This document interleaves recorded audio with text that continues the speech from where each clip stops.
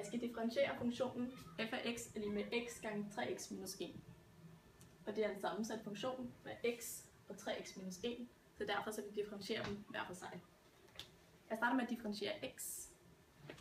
Så f af x er lige med x, det er den første del, og jeg vil gerne differentiere den efter tretrinsreglen. Og første trin, det er at finde funktionstilvæksten, som skrives sådan der, og det er lige med f af x0 plus h minus f af x0. Sådan der. Så vi sætter altså bare x0 plus h ind i vores funktion her, og det samme med x0. Så funktionstilvæksten for den her funktion er x0 plus h, fordi det var x, minus x0. Og minus x0 og plus x0 går med hinanden, så funktionstilvæksten er altså bare h. Det næste trin hedder funktionstilvækst over h, og hedder differenskvotienten. Så vi tager altså vores funktionstilvækst, som er h, over h, og h divideret med h, det er altså bare 1.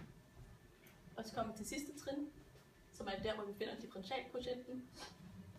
Der lader man h gå med 0. For det her, altså for vores differenskvotient.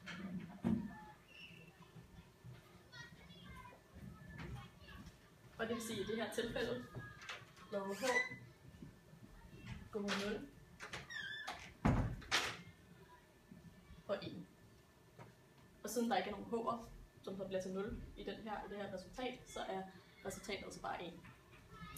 Så f mærke af x0 er lige med 1.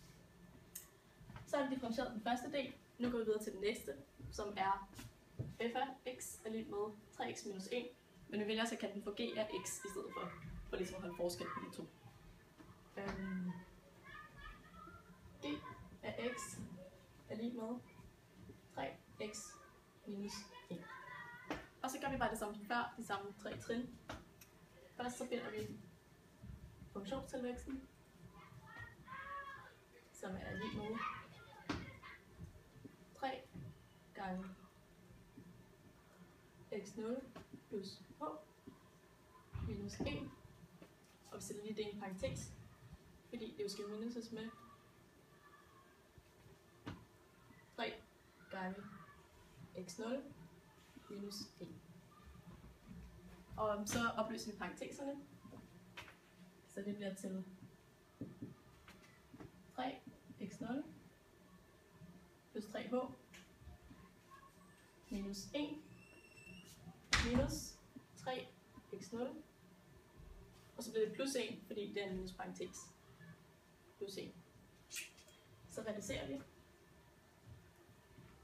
Og 3x0 minus 3x0 går ud med hinanden, og plus 1 minus 1 går også ud med hinanden, så er der bare 3h tilbage. Så går vi til næste trin, som er altså funktionstilvæksten over h. Og vores funktionstilvækst på 3h over h er lige med 3, fordi h går med h. Så lader vi h gå med 0 med den her også.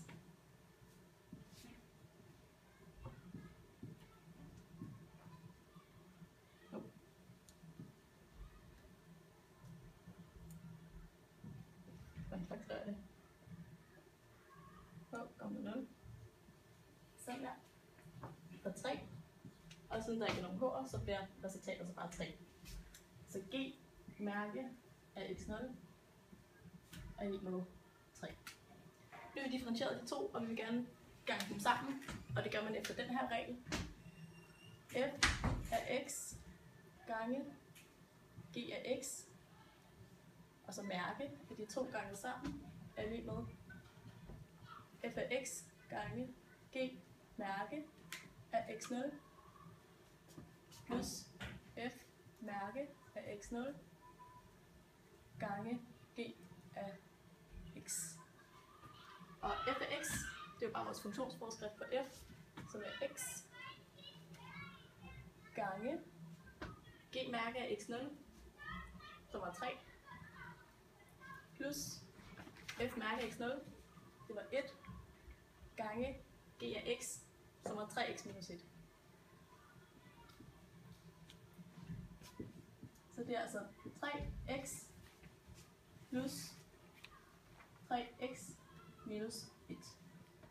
Og reduceret bliver det 6x minus 1. Og så har vi faktisk differentieret de to funktioner ganget sammen. Så den samlede f-mærke bliver 6x minus 1.